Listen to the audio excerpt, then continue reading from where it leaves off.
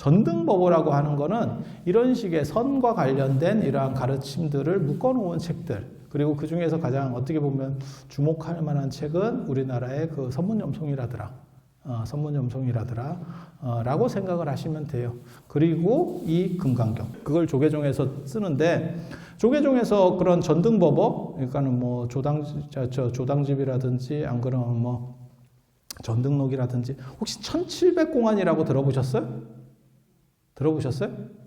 공안이 뭐냐면 화두라고 하는 뜻이에요. 화두나 공안이나 같은 말인데, 그게 이제 1700개가 수록된 게 그 경덕 전등록, 송나라 때 만들어진 경덕 전등록에 거기 수를 세보면 1703개인가 그래요. 근데 그걸 그냥 줄여가지고 1700공안 이렇게 얘기를 하는 거예요. 실제로는 그거보다 훨씬 많습니다. 조계종이 선종이니까 당연히 선과 관련된 그러한 책이 텍스트로 되는 거는, 주된 텍스트, 교재로 되는 거는 당연하죠.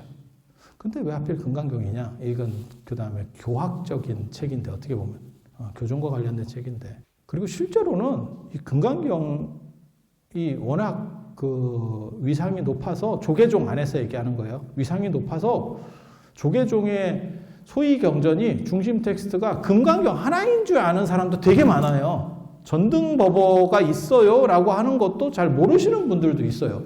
그리고 전등법어는 하나의 단일책을 가리키는 게 아니에요. 이런 식의 선종 어록들의 전체를 가리키는 거예요. 그래서 이 한 권을 가리키는 거하고는 또 느낌이 달라요. 이 책이 왜 들어가는지를 뭐 말씀을 드리면, 중국에 달마대사가 왔대요. 달마대사가 언제 왔는지 아세요? 중국에? 양무제 때 527년. 몰라, 그게. 나도 잘 모르는데 그냥 그렇게 나와요.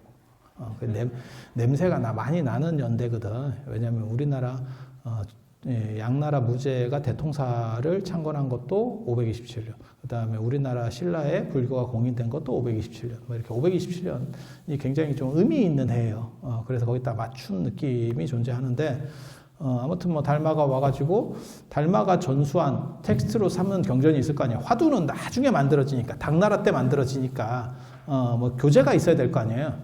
그래서 그때 교재로 쓴 건 사권 능가경. 능가경이라고 하는 경전을 쓰고 있었고, 그래서 달마, 그 다음에 해가, 삼조 승찬,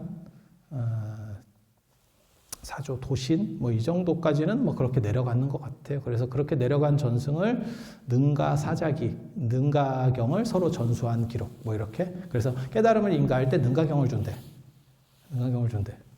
뭐 이런 얘기가 있어요. 이거 되게 재밌습니다. 경전을 주는 경우도 있고, 의상대사 같은 경우는 법성계를 써줬다는 거예요. 뭐 썼는지 어썼는지 나 잘 모르겠어. 그냥 써주는 건 쉬운데, 만약에 이렇게 그려주세요 이러잖아요. 여기 우리 탑 앞에도, 월정사 팔각구충 석탑 앞에도 그 미로 있잖아요. 그게 법성계잖아요. 그런 식으로 그리려면 저거 시간 되게 들 것 같은데. 근데 그렇게 써서 인가를 해줬다는 거예요. 이게 너는 깨달았어. 이렇게 해서 졸업장이지, 졸업장. 그리고 나중에 선종에서는 나중에 뭘 주냐면 가사하고 바루를 줍니다. 가사하고 바루를. 이게 이제 의발이라고 하는 건데, 불교에서, 원래 인도 불교에서는 출가할 때 스승이 제자에게 그거를 마련해 주도록 되어 있어요. 그러니까는 밥그릇하고 옷은 기본 줘야지.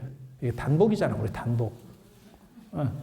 그래서 그렇게 해주는 거고, 선종에서는 나중에 거기다가 그 바루에다가 다 그랬던 것 같지는 않고, 일부에서는 그렇게 했어요. 차씨를 담아서 줬어요. 차씨.